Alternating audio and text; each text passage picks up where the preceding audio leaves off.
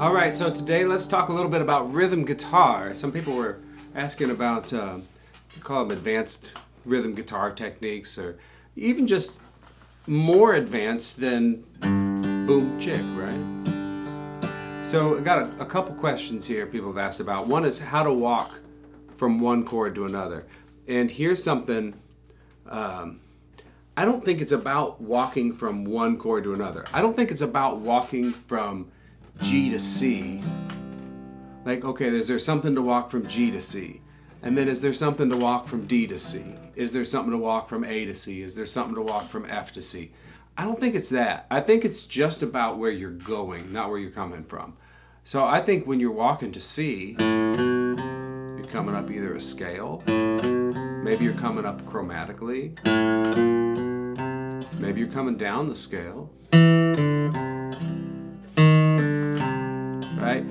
But I don't think it matters where you're coming from. So I think I could use the same walk either up or down into C from any chord. So I think I could be on G. I think I could be on D. I don't think it matters where you're coming from. I only think it matters where you're going. So then you're following either, are you following a scale? Maybe. You following a chromatic scale? Maybe. You following an arpeggio? Maybe. It's something like that, right? Maybe it's just, one note.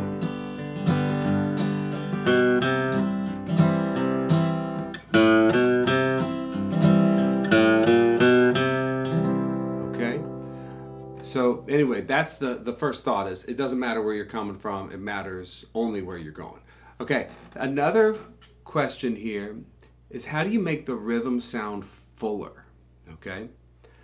So this is an interesting one because I don't hear this talked about a lot. We have a basic rhythm, right? I want to take you into the world of punk music. Now, I don't know a whole lot about punk music, but I know they use a power chord, right? It's actually a very full sounding chord. It's the root and the fifth, okay? It's just two notes. But we use that in bluegrass. Watch this. That could be a bass note. It's actually I'm muting the A string. Now listen to this.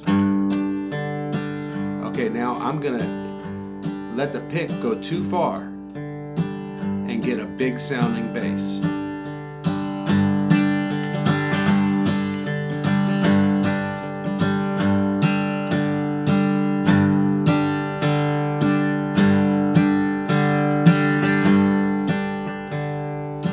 Hammer onto that thing.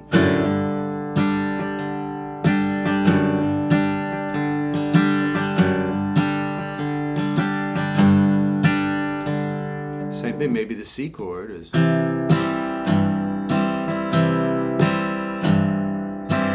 Maybe the D chord is. So it's not as articulate as being like. You could do that. But if you need something a little fuller, you can let your pick go a little too far and get the next string. It sounds pretty good. Now, for the G, I don't like this. I like this. And most people do. So here again, basic.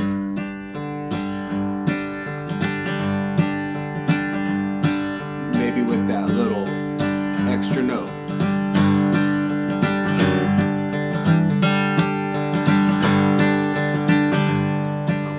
So that just makes it a little bit fuller. Okay, now, the last thing I'll talk about here, this is something I love in bluegrass. I don't know a word for it. I'm going to call it the swell. It's this dynamic swell in between a lyric, okay? So if I say, in this awful world of sorrow. So right there,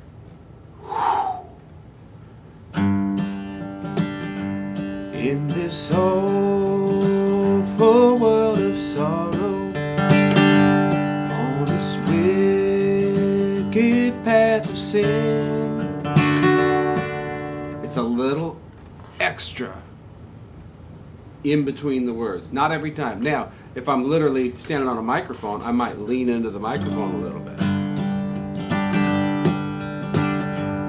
If I'm doing it in a recording studio, you can't do that. You can't sit. You have to sit still. So you. Let's play something. Let's play that Wicked Path of Sin here. I'll just improvise my way out of here.